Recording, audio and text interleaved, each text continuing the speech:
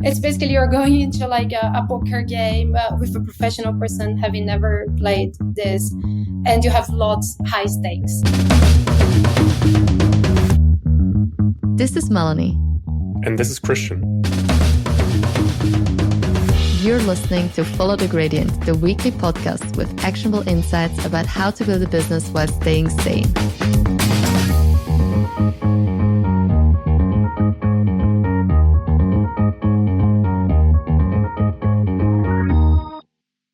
Welcome to another episode of our Follow the Gradient podcast. We're recording this on Monday at noon, just days before the release. And guess what? We're currently living through a classic startup nightmare. Spotify blocked our account over a copyright issue, despite us having bought all the rights for our jingle. Bam, blocked without warning or any further explanation. It's the startup roller coaster in full effect. But you all know the drill. The show must go on and we're pushing through it like always. If you've ever been blindsided by the unexpected, you'll definitely relate. Now, speaking of things that can blindside you, let's talk about one of the biggest ones, preparing for an exit. It's the last thing most founders think about when they're hustling to launch or scale. But in hindsight, it's one of the most critical ones.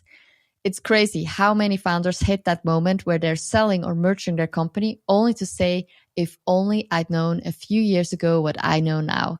You can spend years grinding only to realize you missed key moves that would have set you up for a smoother and, let's be honest, more lucrative exit. Our guest today is Francine Gervazio, CEO of Shiftmove. Shiftmove is a leader in mobility operation software and was formed from a merger between Avrios and Wimcar, two heavyweights in the space. They're on track to have over 1 million vehicles managed by their software in 2028.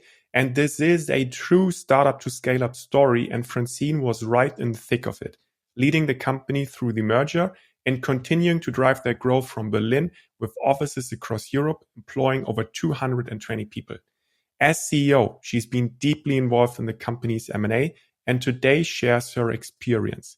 How to build a compelling case for a potential buyer of your company, how to read market dynamics and spot the right timing for an exit, how to align internal stakeholders like your board on an exit, and why long-term relationship building with investors is key. Francine's career is impressive to say the least. She grew up in Brazil and started her career in various roles in logistics and fleet management. After co-founding her own startup, she joined Rocket Internet as managing director of Easy Taxi in Thailand and Latam. In 2018, she joined the Swiss scale-up Avrios, climbing the ranks from VP of Customer Success to CEO, before leading the company through its merger with Wimcar to form Shiftmove. So without further ado, let's dive right in. Francine, welcome to the show. Before we dive into today's topic, can you start by sharing what motivated you to move into the fleet management sector and eventually take on the role of CEO? Yeah. So first of all, it's a pleasure joining the podcast, and I'm really fond of the new movement that you're both creating. So thank you for having me here. It's starting my career in fleet management. So actually, since I was a kid, I've been always very curious about how boxes were moving from one place to the other, even like thinking about traveling and how were the suitcases kind of like moving inside the airports. That was something that always bugged me.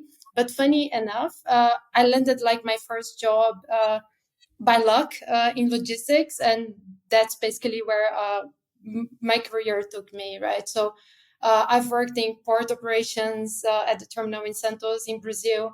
Then I moved into rail. I've worked in trucking, and then I landed in mobility with cars back in 2013, where kind of like I also started my journey like in tech companies with Rocket.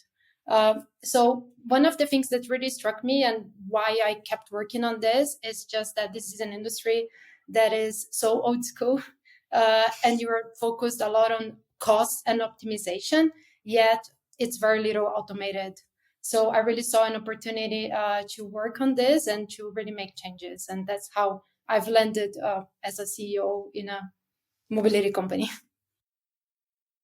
Very interesting to hear the story, especially that you already as a kid were fascinated by packages. So your inner child is now really having the time of her life. So as we've heard in the intro, you've been the CEO of Avrios when you merged with Wimcar in 2023 and are now the CEO of Shiftmove, the company that actually came out of this merger.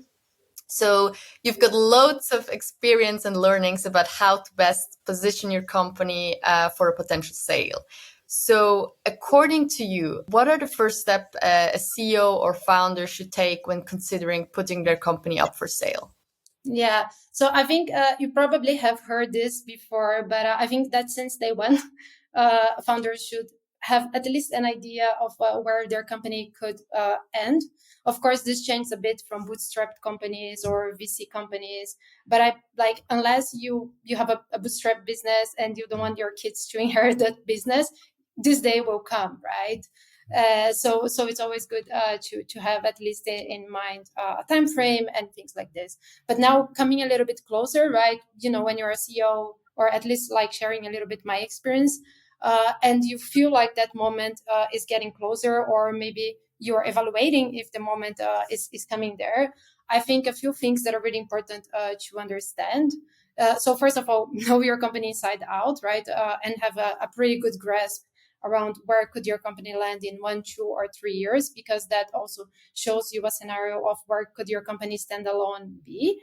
But it's important to understand the market dynamics. So why? Because that will give you a little bit of the outcome of the sale, right? So what deals have been done in the past 3 years in your industry, and why? Why do you think this is a good timing? You know, is the economy playing well? Is the economy not playing well? Which valuation do you think that you're going to be able to achieve, given the multiples that the industry is paying at that moment?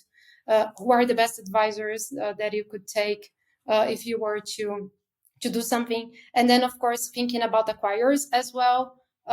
What are, you know, kind of like potential acquirers, size? What are their strategies? What are their competitors doing?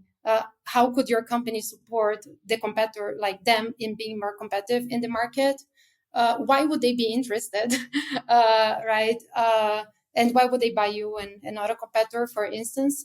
And by the way, do you have any relationships right now with people that could potentially buy, and could that actually be a fit? So there's a bunch of stuff that I think it's a big checklist, but I think in summary is looking internally, understanding where would you land if you were not selling the company, what is the market doing, and who could potentially be the partner to join forces with me.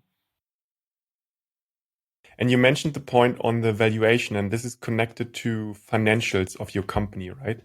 What are some specific financial metrics which you should keep in line or watch out for, which should really be in order to be successful? Yeah, so I mean, I come from SaaS, right? So I'm gonna be a pretty like biased in SaaS businesses when I'm answering this question. But rule of 40 is king in our business, right? This is basically, or at least for financial buyers, which means like private equity or, you know, other companies that are owned by VCs. They are looking into your mix between profitability and growth. Now, when you think about big companies kind of like acquiring your company, they're also looking for profitable companies. And then growth is kind of like the cherry on top of the cake. That is the accelerator in your valuation.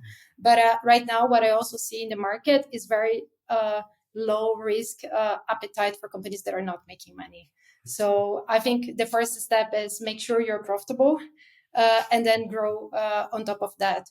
And I'm not sure if everybody here is familiar with the rule of 40 and SaaS, but in a nutshell, it's literally your profitability plus your growth rate. They should at least equal to 40, which means, let's say, if you're growing at 20%, then you should be at least 20% profitable. But if you're growing at 30, then you can afford to be 10% profitable, and so on. With growth always having a little bit like of a heavier weight, because assuming you are 35% profitable and growing 5%, then potentially you're gonna have a little bit of like a smaller cherry on top of the cake. Yeah, thanks for also explaining shortly, like for those who don't know. And like the decision to sell is something that involves not only the CEO, but many other stakeholders. So how did you approach and then also ensure the alignment with the board, but also the senior management team when you decided to prepare back then Avrios for sale? Yeah, so let me start first with the senior management, right? I think for the team, definitely not a surprise because at least my leadership style is I'm very open and I let my team also support on taking the decisions because I need their buy-in, right?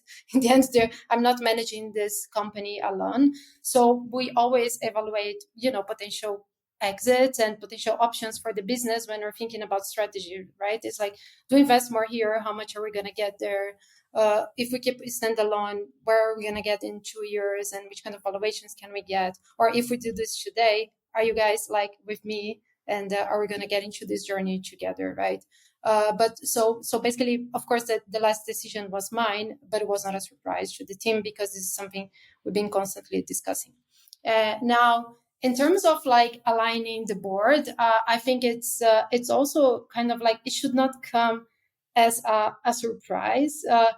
Ideally, what you'd like is that this decision is coming from you and not coming from the board. I think that's the first step. So probably anticipating that you might get in trouble and have to do like a fire sale. That's the list of the options that you really want to get into. But assuming you're gonna, it's something that you as a CEO, you have evaluated the market, you're feeling, okay, this moment is coming, right? I think it's having a very clear plan to convince them why this is a good deal, right? I think thinking about VCs, it's tricky. Why? Because VCs have different timings and they have invested with different valuations. So they're expecting different returns. The ones that came early on, they are, they have a higher appetite for an exit. But whoever came in later, it might not be, the returns might not have been there. Also, if you look at the past valuations, many companies have inflated valuations. So there's a lot of people holding companies for sale. That brings me to the point of like aligning the board, which was basically kind of like trying to show what would be the ROI if we would be waiting and kind of like the incremental growth in valuation, right? Because the larger you get as a company, the harder it is to keep up the growth. So assuming you would, in 3 years, roughly where would your growth end up and how could this affect the valuation? And then is it worth waiting 3 more years to maybe get a multiple, like maybe from like that is going to be only 1 or 2x above? Or can these people cash out and invest on something else? Right? Because this is how VCs are thinking, right? And I think that kind of like the CEO sort of like anticipating this thinking. I think it's important to understand how is your board thinking? What are the interests of your shareholders? And then align people on a one-on-one setup before, right? Because like I said, everybody has conflicting interests or some people, right? Also founders and they probably have been working there for many years and it's kind of like time to move on as well. So aligning people on a different setup is super important. And then just getting everybody into this yes at the end where they feel like, I always say it's a full body yes. So we can get the process moving forward. There's a lot of rationale behind so that it makes also sense for people and that the incentives are here. You mentioned you set up like one-on-ones, and this is exactly my next question. What were the most effective communication strategies or setups to get really the buy-in from all the stakeholders? Yeah, so I like to write. And I put all my ideas in paper, right? So the first step to me is literally putting the context of the company and the plan and the options that we have in an email, like literally very crisp. It is like my communication style, and that's how I find myself to be most efficient. So people also have some time to digest. So my first step was send an email to the board with a communication saying, hey, like these are the options. This is my proposal. Because I also think that you as a CEO, like you cannot just leave the board to decide everything, but you need to pose your opinion before. So this is my proposal. And then align one-on-one and then jump in a board meeting, basically when you already have the answer. Just to make sure that everybody in the room is having the same options. Mm-hmm. And now, in hindsight, is there anything that you would do differently, or maybe earlier, or would you do it all over again like you did? It's really hard because I think for selling the company for the first time and looking at the current outcome, I feel satisfied with how it went. Of course, there are always a few things that you learn along the way, but I think overall the way that we have communicated, it was clear enough, because it was also not like a surprise, right? In every board meeting, we are discussing the future of the company. People are very smart, right? Like a board, we're dealing with a bunch of like really smart people, so they get things like very easily. Sometimes you just need that kind of like push, which is basically what I did on that case. You mentioned something earlier in your introduction, which I'd like to come back to, which is the point about finding a buyer, right? And positioning yourself and the company to kind of successfully execute the search. So what are your learnings or your tips in terms to how do you approach the market mapping, and how do you kind of understand your own value, which your company could have to a potential buyer?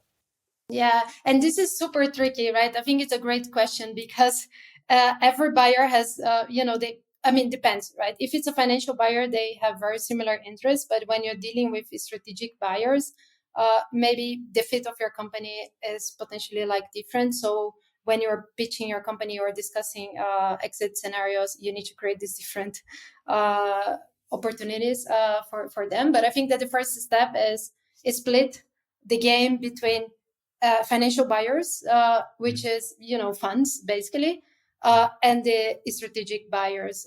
Usually what is going to happen is like financial buyers, in our case, private equity business that is looking basically to grow the company into a next stage, usually through a mix of organic and M&A.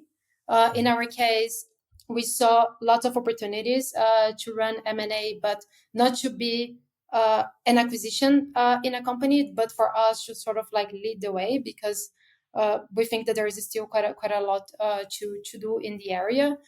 So in that case, for us was building a case, and a compelling case, saying, hey, we have enough companies out there. This is where we are. This is what we could be in 5 years. And these are our current financials. These are our strengths. And these are the things we need to develop, and we need you to help us. So that was very crisp message geared towards the funds. And then the second message towards strategic buyers was mostly kind of like, in our case, fleet management software. So I can think about a whole universe, because fleet management is everything and nothing. I can think about leasing companies, fuel card companies, employee benefit companies, maintenance companies, tire companies. There are just too many out there. But like I said in the beginning, this is still quite a bit of an old industry. So in this case, it's way more with like a digitalization uphill. And one of the things that I always say is like a SaaSification, which means bringing the subscription model towards many of these businesses, because they're not there yet. So using this kind of like message towards the strategic buyers, which is basically something that they are really, really struggling with at the moment. But yeah, just have it clearly mapped, because they have different interests. What was your most important takeaway or experience on that from the Avrios chapter? One of the things that I've learned, basically the financial buyers, they are professional buyers. These guys are doing this for life, right? All they do is buy and sell companies in the majority of the times. And you have never done this before. So this is your first time. It's basically you're going into a poker game with a professional person having never played this, and you have lots high stakes. So you cannot make mistakes. So I think that was something that I've learned, is like, hey, like these people, they are professionals, and they know their game. So learn your game before you get into this table. So that was one. And then the second learning now with the strategics, the conversation goes in a very different direction because they're not professional buyers. It's also a much, much slower process in the sense you need to involve sometimes more people than employees that you have in your business on their end. Things move way slower. So I think that for strategic buyers, it's important that you build like a previous relationship much, much earlier before, because when you get these two people, like these professional buyers with this, the more bureaucratic side of bigger companies, there's not kind of like a right timing to get into a process done, because financial buyers, they can get a deal in 1 month, and that doesn't, and the strategics, they'll take forever.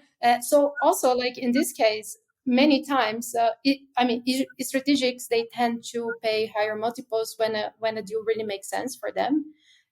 However, deal security is something also really important that many people look into, which is like, okay, how long is this going to take? Is this actually going to really jump? And are we going to miss some opportunities? Maybe the second place that we have that could also be a pretty good outcome for us, right? So, yeah, I'm not sure if I've answered the question, but I've learned at least how strategics and financial buyers think, and how I had to adapt to them. Yeah. So such an interesting insight, because Yeah. from the outside you would think like, oh, the one is better, but then you read the small print and it's a completely different story, which you can also go for, but still you need to know it. And you were actually mentioning now a lot also the human factor, and really like that everything is also about the connection that you have, and Yeah. how do you actually find and build up strategically this network? Yeah. Because it doesn't help if you want to build up this network at the moment you actually want to sell. Yeah, exactly. I always say that companies, they should be bought, not sold. I think that's something that is super important to keep in mind, right? Because when you are in a rush and really need to sell a company, usually you don't get a very good deal. And funny enough, I think about 80% of the offers we have received, they are all people that I knew before, and all people that I was in touch. And how did I get in touch with them, right? So I think it's always a mix of inbound and outbound. Many of the founders here, probably they have received tons of emails of different funds that are always, screening the market. Like I said, especially financial buyers, they're professional buyers. They know everything that is happening in the market. They know all the companies, they know all the transactions. So if there is an industry that they're interested at, they're going to reach out to you.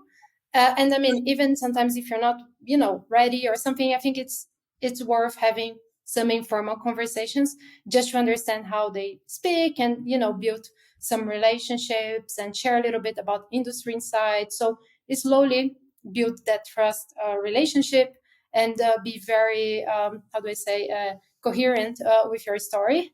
You don't need to, pitch stuff that you're not doing, because one day if you have really need to talk to them, they will find out, because stuff that you write 3 years ago, they have everything in one place, and they will know if those things actually were true or not, and discount a little bit on trust. So that's one side, right? Mix up like the outbound side, and of course you can pick which outbounds you're gonna take.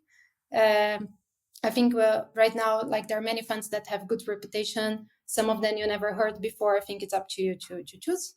And then when we're thinking about the strategic side, right, I think it's important, if you are raising money from VCs, also look into corporate VCs that could potentially be buyers in the future, because then they will also know very well your company, the strategic fit. You can engage on partnerships before as well.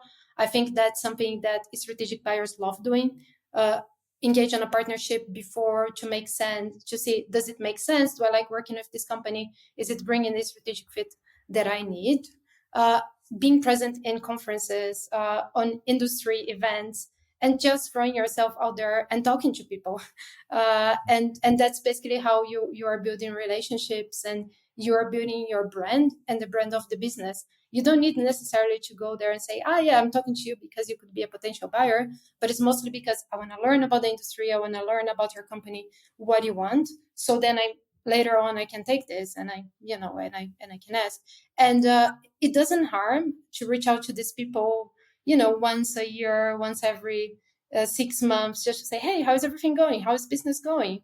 And also share, my business actually is going really well, or we're having these challenges. This helps on a trust relationship as well. And I've done that a lot.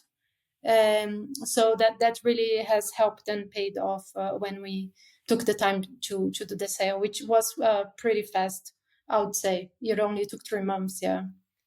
Could you, just to follow up here, could you still say, out of all the calls, how many did you take, let's say, 2 years before and then leading up to the sale? Just if it is possible. Yeah, I do need to think about, because I really don't remember. But like we've reached out to 60, 70 companies, right, in the beginning, because you just want to, map your universe. It's a competition in the end. And I mean, I'm not saying you are going to end up with the one paying the most, but it's important to understand what the market's saying, right? Like I said, I think when we got into the offer stage, 80% of the offers that we got, they were coming from people that I've spoke before. And I would say that thinking about the shortlist, like going through management calls, which are some very extensive calls, I think I probably took about 12 to 15. And then out of those, it was about 30% of the people that I knew before. I mean, it's really something, I think, what you're saying, really, really interesting to many startups also, because it's a buyer's network is not something you just can create out of thin air. You have to kind of nurture it over a very long 100%. time, right? It's an enterprise sale. I like everybody that is focused on enterprise sales. I come from sales, right? So it's also you need a pipeline, and I think it's the same as fundraising as well. To get one offer, you need to talk to 60, to 80, to 100 VCs, and selling the business is no different, if not like more complex even, right? So, but it's the same rationale. I think you mentioned when the kind of funnel, right, gets more concrete, and you're really talking about can we pull this deal off? That an internal roadmap for the sale is very important. So how important is it to present a clear growth roadmap to potential buyers once your conversations get very specific? Yeah, I think, having a business plan that you think you're going to achieve is better than having a business plan that is going to look better on Excel. Because you need to defend this story, and buyers are not stupid. They know that, if you're growing 20% every year and you're saying you're going to grow 40% until the end of the year, it's always very tricky. And so in our case, we also built slightly different business plans for different buyers, because it's not because we wanted to appeal a different business plan for them, but it's simply because the business would take a different turn, right? So it was a little bit kind of like really understanding. For instance, if you go with a financial buyer, most likely you're going to be operating at the same speed that you were doing before, if not even faster. Whereas if you're going to a strategic buyer, probably you need to slow down a couple of things, because you're not going to be able to execute everything that you needed before. But on the other hand, you have more synergies, because this company might give you access to leads, might give you access, to new customers. So it's a little bit of a different game, because in one side it's like it's slowing you down in a few things, but on the other hand is expanding your universe of buyers and sellers and so on. So it was mostly about like waving those two and building the different business plans, but also being very realistic. Also, I think, why is that also important? Because you never know how long a process is going to take. In our case, like I said, it was quite fast, but you don't know if you're going to get offers. And I've seen companies in the market for 2 years. So if you start a process with a plan, and then time is going, and I think one of the challenges is how can we keep up with the plan, right? Like we're changing quarters, we are closing the year. In our case, like we signed the deal 22nd of December. So, and we've kicked off, some numbers and financials around August. That's when I started kind of like framing, am I going to hit this number? Because if I don't, then you can still play with valuation, right? Because it's like, hey, like the growth plan that you showed, like this is the number that we've used for the multiple, you're not there, and then you might have to start everything again. So that's also why building a business plan that is quite realistic is okay, even though you might have a lot of pressure from your board, from investors, because everybody wants a higher valuation, and you were gonna, push a little bit on the plan to get a higher valuation on the multiple of the revenue that you have on the plan. It's super tricky. It's a challenge, to be honest, and I don't have 100% like the right answer for that. But yeah, I think it's one of the challenges of being a CEO when you're selling the company. Absolutely. And I mean, you already said it. It's quite tricky, and there's not one answer fits all. But when you look back, what do you think were the key success factors when engaging with investors and potential buyers once you've decided to sell Avrios? And what guidelines maybe did you stick to when managing the negotiations, and which one did you throw out across the board because they didn't serve you?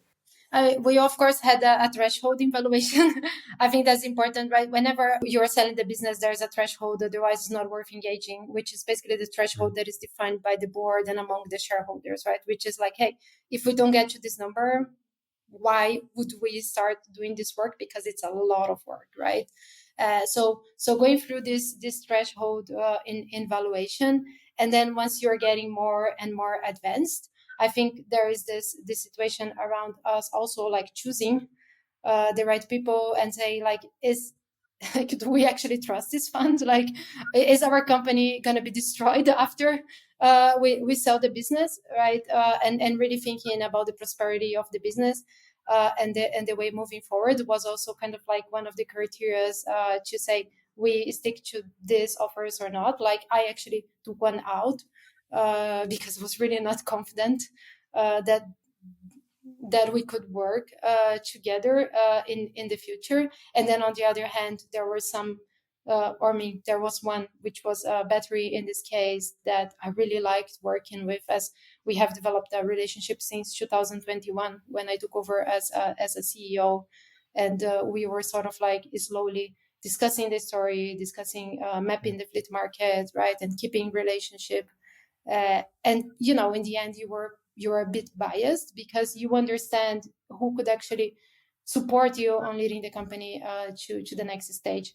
I think one thing that is super critical is management alignment. Why? And this is one of the things I've learned later. I think in very few situations, a buyer wants to buy a company without a management team in place. It's very risky. So I think many times, if you're a CEO and you're afraid, like, if you're still planning to stay in the company, right, and you have lots of insecurities, I'll tell you, you don't want to put a lot of disruption, at least in the beginning when you are buying a company. So in this situation, right, me as a CEO, I didn't want to. Selling Avrios was not the end of my journey at Avrios, because I still believe that the company can grow a lot. And so it was more like, okay, let's go to the next step. So in my case, also thinking about myself working in the future in a company, because the investors, all the shareholders, they would leave the business, right, was something super important. And what helped you there to actually make that step internally? Yeah, it's what do you mean by internally, like in myself or with the board? For yourself, on the one hand, but then also internally for the whole team. Yeah, so I think the first thing is like you feel like it's energy. You can see people and how they talk, and sometimes it's just like a connection that you cannot. Yeah, I cannot explain. But on the other hand, it's also about reputation.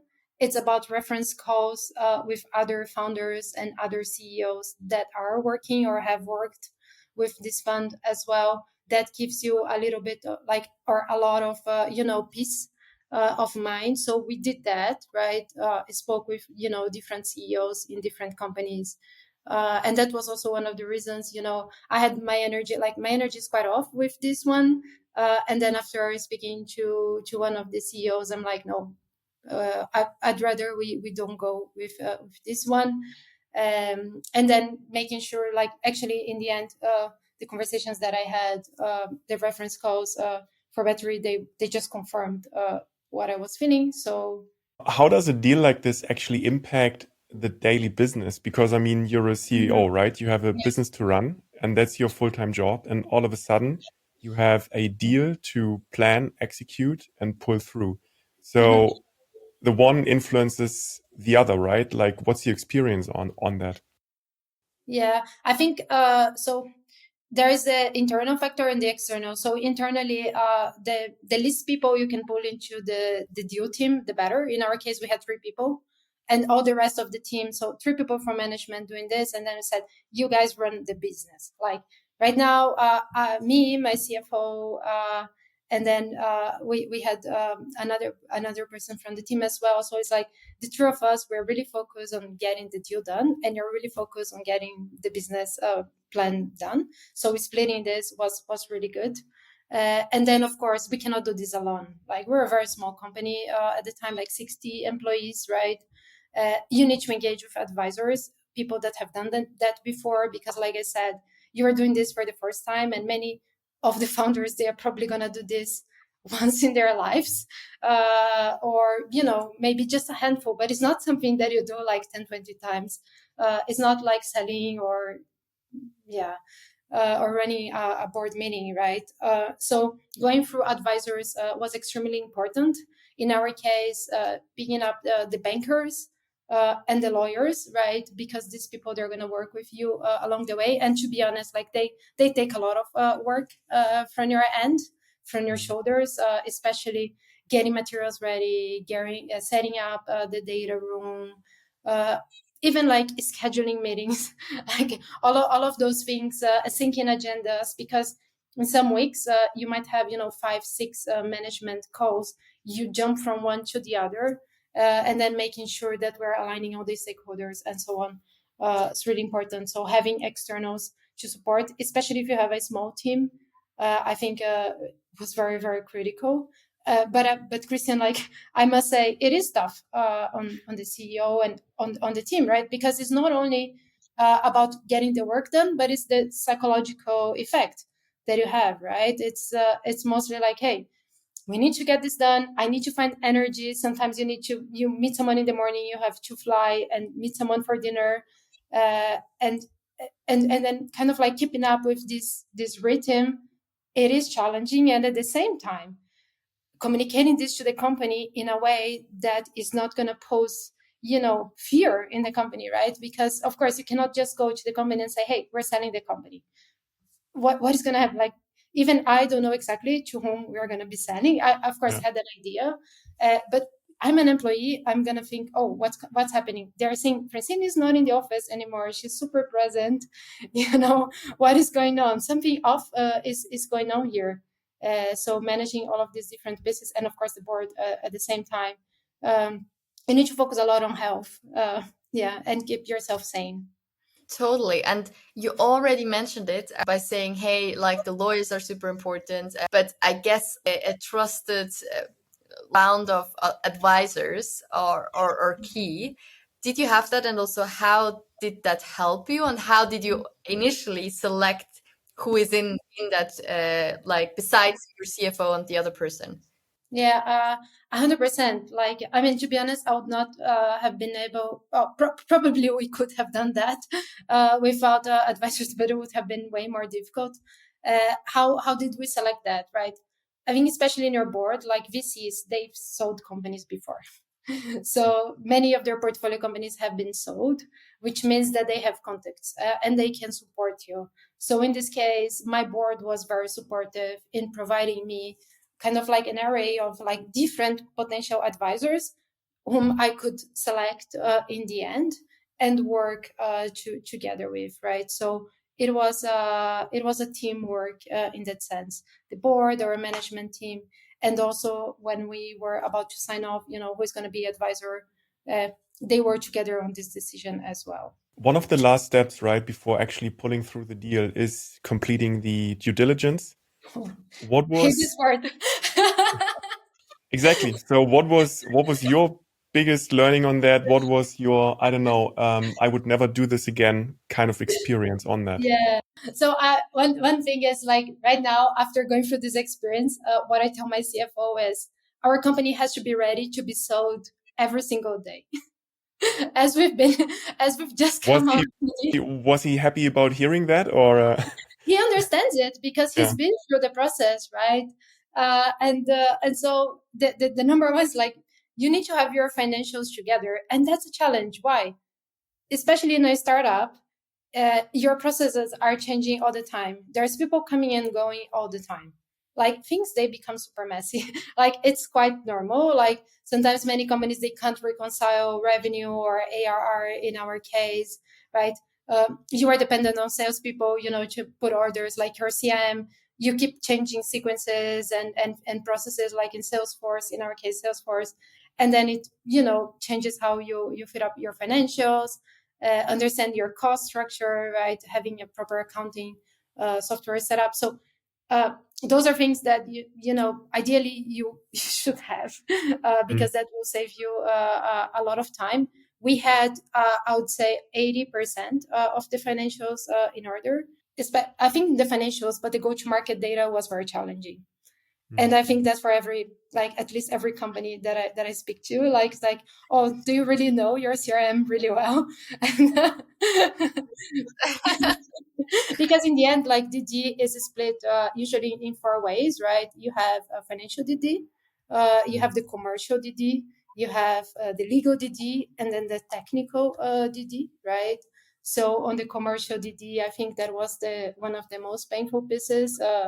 Is we know very well the business, but getting very accurate data around sales process and things like that was tough. So if I could do something better, it would have been that one. On the financial side, like I said, it was okay. And a few things that I think you should always look into is have the contracts of your employees in order, basic stuff like this, even like intellectual property.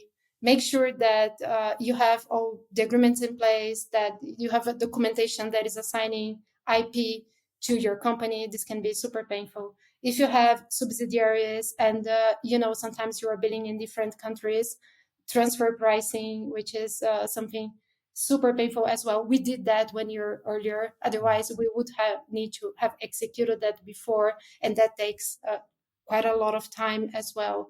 So it was a long process with one of the big fours. Understanding the corporate structure.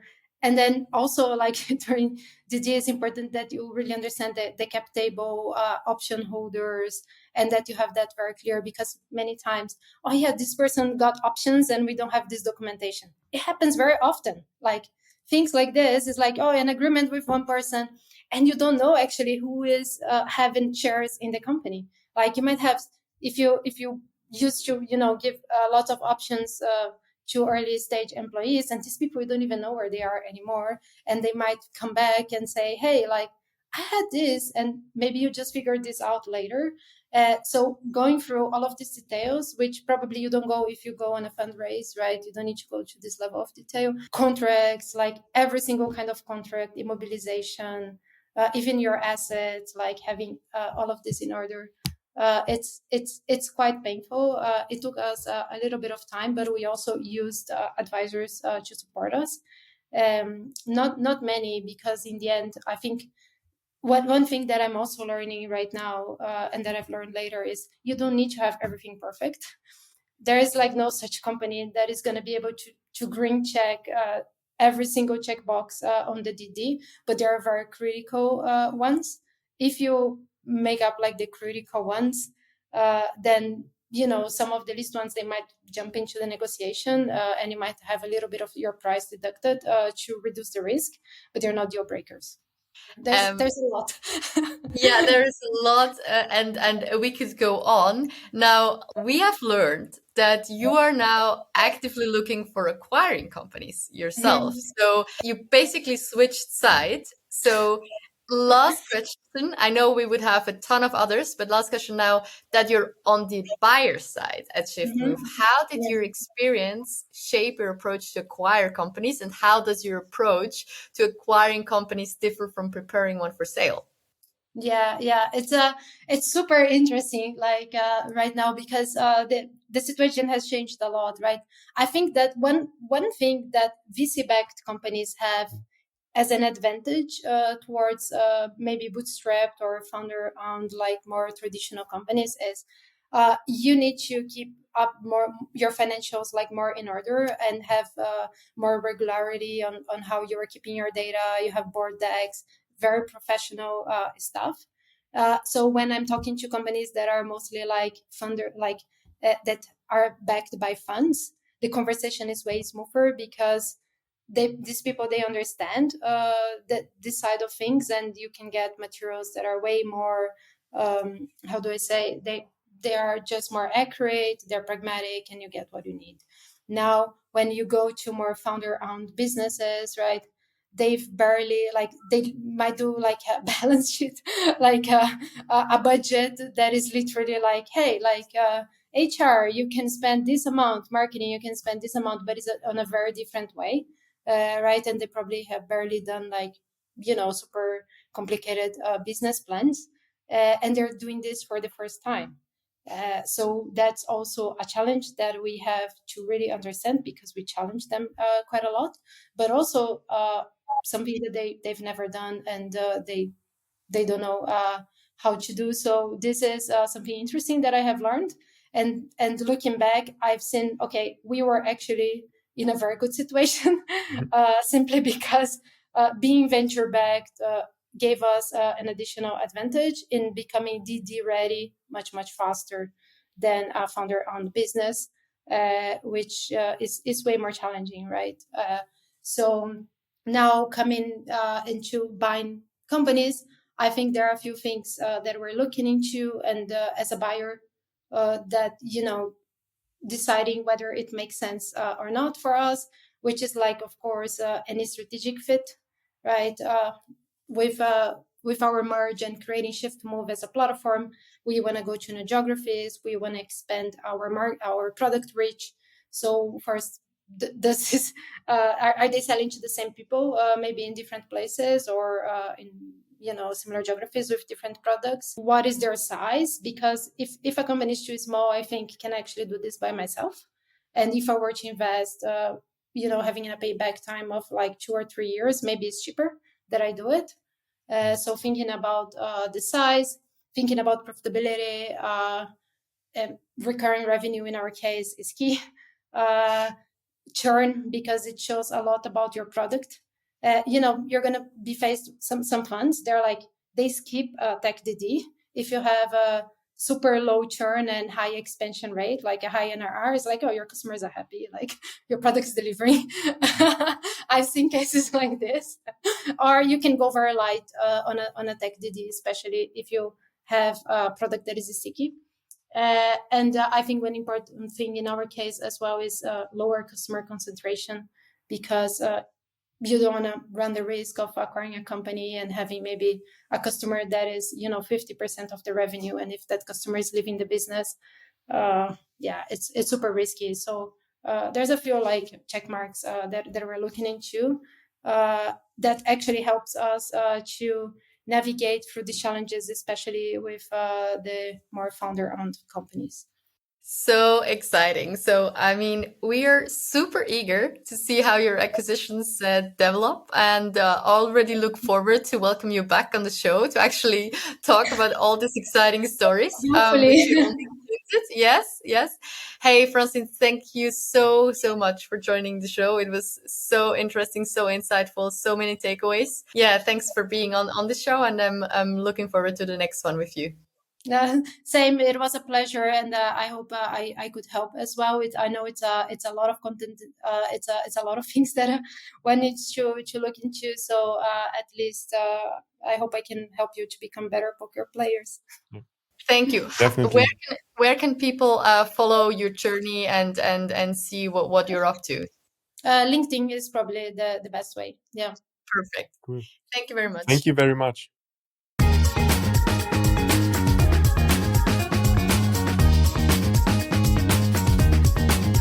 This was another episode of Follow the Gradient.